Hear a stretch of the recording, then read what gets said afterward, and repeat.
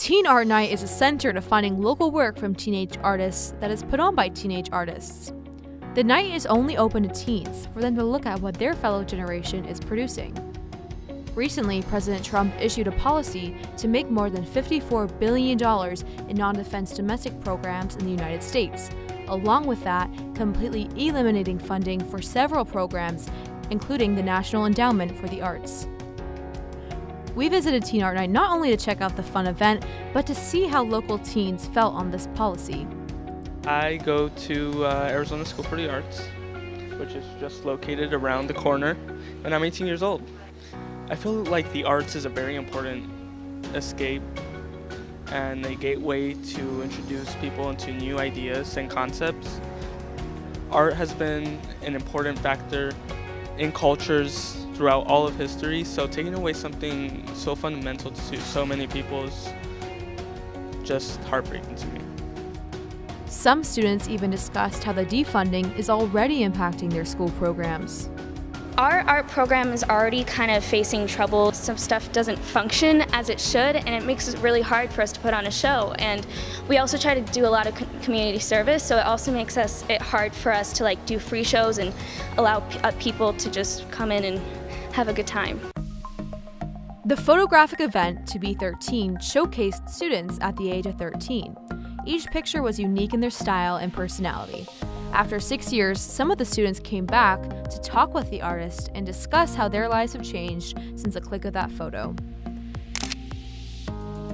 We had the chance to hear the thoughts on art from some of those students. I've studied a lot in college the impacts of the arts on development in early childhood, and there have been numerous studies that show the impact of helping children develop and huge impact that it has. So I think they should definitely increase funding, if anything.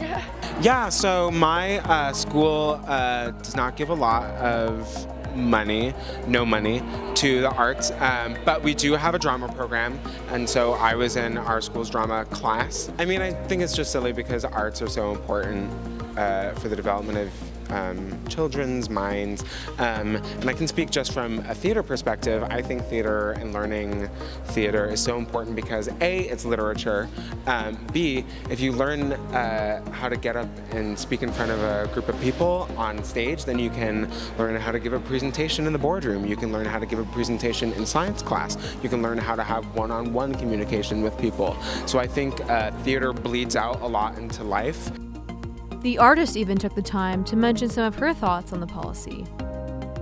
I'm also an art professor, so I think a lot about art and education, and I've thought a lot about, of course it makes me furious and sad, but it also makes me think that we've got to figure out ways to fight for it and make it happen, and what can we do beyond being self-righteous and furious? How can we dig in and commit to what's really important? Along with some solutions for local teens.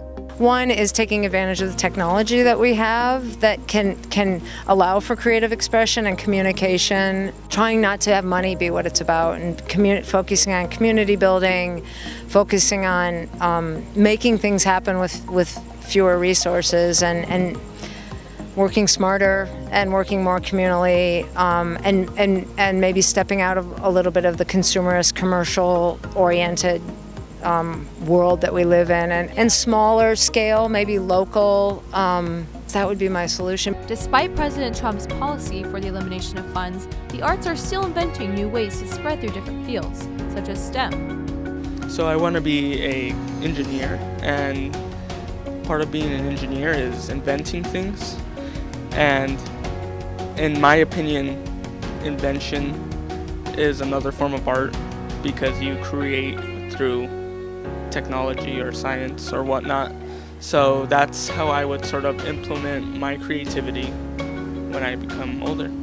For Spot 127, I am Caroline Smyrk.